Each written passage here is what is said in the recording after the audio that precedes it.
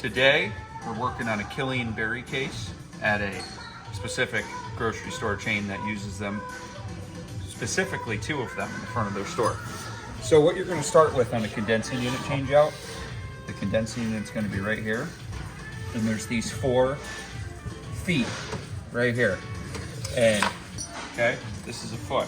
Now, your condensing unit is going to be sitting on these feet, and this back left one is going to be very hard to get out. So, if you come over to your old condensing unit, an easy way to get this back left foot right here, off of here, is take the receiver off, okay? You can spin this loose, then you're gonna have to prop this condensing unit up, and there's actually a nut on the bottom right here. And if you take that receiver off, then you have access to take your condenser fan motor off. Once you pull these 2 parts off, then you actually have access to this back left bolt right here. That is how I remove them. Now, when you come over to your new unit, notice the condensing unit is gonna have to sit the same way as the previous one. So you're gonna have to flip your electrical box around. So go ahead and take one of these conduit lines off, so that way you have enough slack to flip this around, and that way you can wire this in. Now, we'll show you guys after how to wire it in. And so this is the Dixell case controller.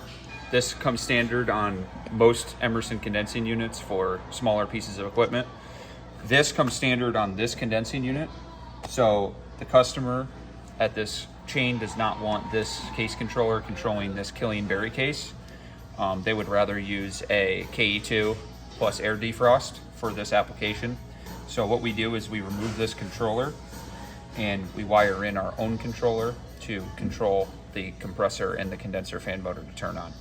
Since this is a medium temperature case and it's plus 34, we are not going to have to worry about controlling evaporator fans because the fans are going to run all the time.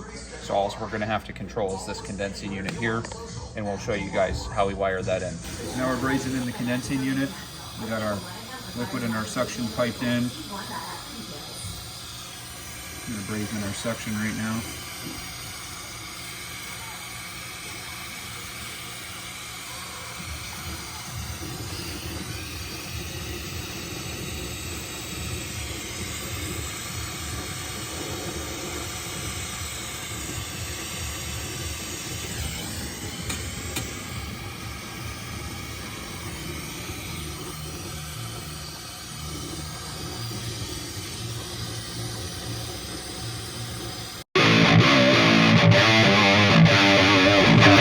Condensing unit set in place and piped in. This is our liquid right here and our suction being right there. You're going to have 2 service ports on this guy. You're going to have your suction service port down low on the bottom there, and then you're going to have your liquid service port on your receiver. Now both of those are service valves, so you'd have to mid-seat both of those service valves to get pressure and or open the valve. So we're going to pull a vacuum next and then try our condensing unit running.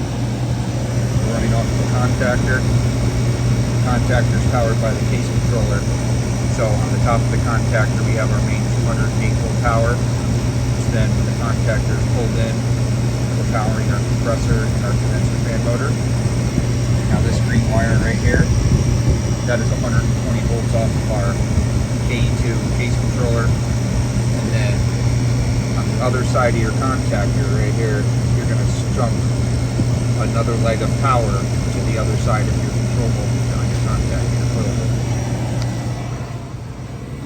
which is all controlled off of your KE2 controller, which is the case temp sensors and the discharge air. Everything is controlled off the KE2 on this case.